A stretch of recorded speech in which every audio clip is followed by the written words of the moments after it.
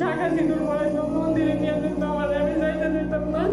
3 মাস আমার হাতে কোনো ফোন ছিল না, আমার ফোনটাই কেটেছিল ওদের বাসায়। আমার বাবার সাথে আমি 2 দিন মাত্র কথা বলছি বাসায় থাকাকালীন। যখন কথা চলতো আমি জানতাম না যে সে হিন্দু। যেহেতু আমি ছোট থেকেই পর্দায় আবৃত ছিলাম, তো তার সাথে আমার এইভাবে কথা বলতে বলতে একটা ভালো সম্পর্ক হয় বন্ধুত্বের। তো হঠাৎ করে সে আমাকে প্রেমের প্রস্তাব দেয়, তো আমিও রাজি হয়ে যাই, কথা বলতে থাকি। তো তার বন্ধুর মাধ্যমে আমি জানি যে সে হিন্দু। তো জানার পরে আমি সরে আসতে চাই। তো এর আগে তার সাথে আমার দেখা সাক্ষাৎ হতো, এখানে ওইখানে ঘুরতে নিয়ে যেত। তো তার সাথে আমার আপত্তিকর অনেক ছবি আমি তুলতে চাইতাম না, জোর করে তুলে এগুলো রেখে দিত তার ফোনে, জিমেল অ্যাকাউন্টে।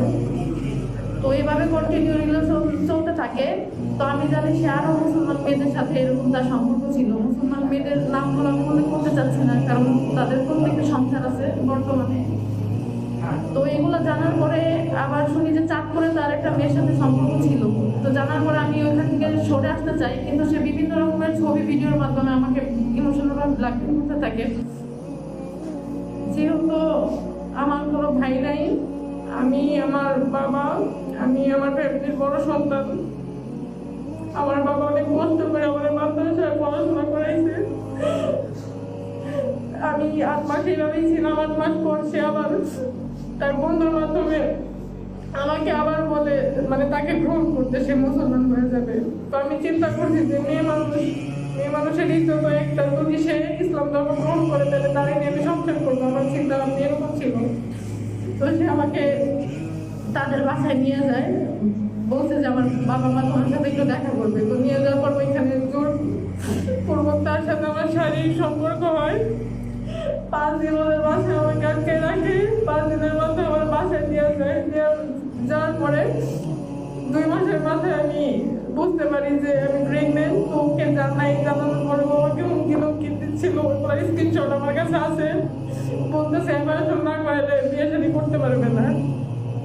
তো আমি আমার বাসায় বলার সাহস পাই নাই। তো এক ফ্রেন্ডের বাসায় চলে যায়। যাওয়ার পর ছেলের বাবারে ফোন দিই। ছেলের বাবারে ফোন দেওয়ার পরে ছেলের বাবা বলছে যে কিছুদিন ধৈর্য ধরো, তারপরে তোমার সাথে ওর বিয়ে মানে করাই দেবে, এরকম কিছু একটা। তারপর আমার এইখান থেকে গাজীপুর নিয়ে যায়। নিয়ে যাওয়ার পরে গাজীপুর জয়দেবপুর একজন উকিলের মাধ্যমে পিটোপিটো তাদের বাসায় গেছি।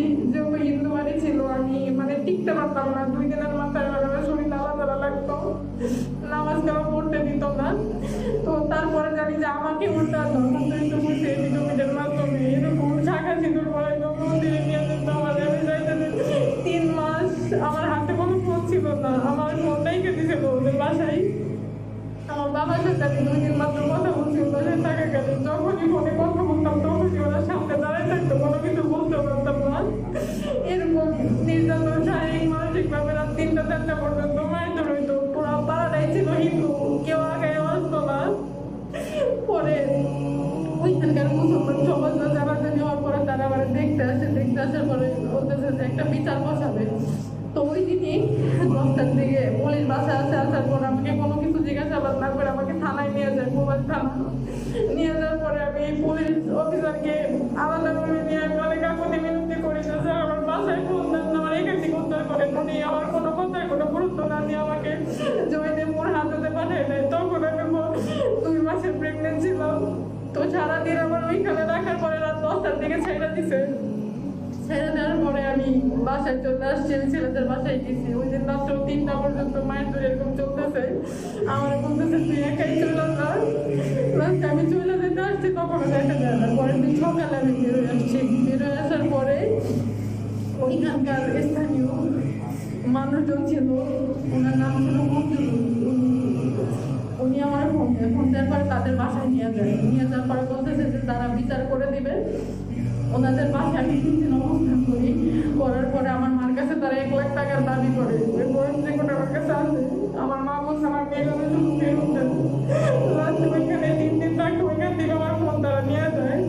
নিয়ে যাওয়ার পরে আমার মা বাবা বিচারের দিন আসে। আসার পরে বিচারের মধ্যে আমার সিগনেচার নেয়, 27 স্ট্যাম্পে সিগনেচার নেওয়ার পরে তারা থেকে টাকা পয়সা মীমাংসা করতেছে।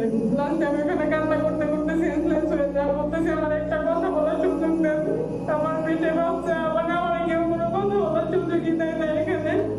লাস্টে আমার আম্মুর কাছে জোরপূর্বক 1.5 লাখ টাকা দেওয়া যায়।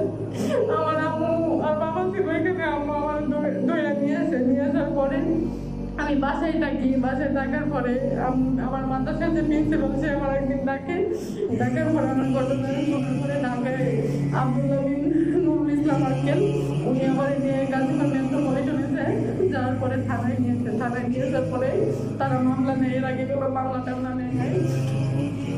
তো পুলিশের জিজ্ঞাসা করা হয়েছিল যে মেয়েরা যারা 10টার দিকে আপনারা ছাইড়ে দিলেন, একা মেয়ে মানুষ কেন ছাড়লেন? বলতো যে ওইখানকার মেয়ের উপরে ক্ষিপ্ত হয়ে গেছিল, এর জন্য মেয়েরা আমরা হাজতে পাঠাচ্ছিলাম। প্রশাসনের কাছে আমার প্রশ্ন এইটাই, আমার যদি সেফটির জন্য ওরা 10টার দিকে সকালে নিয়ে যাওয়া হয় না, 10টার দিকে যখন আমার ছাইড়া দিত তখন প্রশাসনের সেফটি কোথায় ছিল?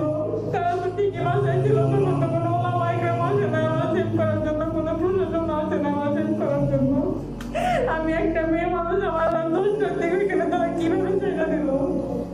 ওইখান থেকে বাসে আসি, মামলা চলতেছে এখনো 6 মাস হয়ে যায়, এখনো কোনো চার্জশিট দিচ্ছে না। আমি তাকে মেসেজ বারবার করলে সে কোনো কথার গুরুত্ব দিচ্ছে না, সে বলতেছে আরো সময় লাগবে। উল্টা পাল্টা বলে দেয়। থানায় গেছি আমি এর আগে 3-4 বার একাই গেছি, যার পরে এই উল্টা পাল্টায় কথা বলতেছে সময় লাগবে। এখনো তদন্ত করতেছি, বর্তমানে এই চলতেছে। ওই পাশ থেকেও ফোন দিয়ে হুমকি দিচ্ছে, ছেলের 17 দিনের মাথায় জামিন হয়ে গেছে, কিন্তু জামিন উল্লেখ করে আমাদের নাকি 2.5 লক্ষ টাকা দেওয়া হবে। কিন্তু আমার আম্মুর 1.5 লাখ টাকা দেওয়া, আমার বয়স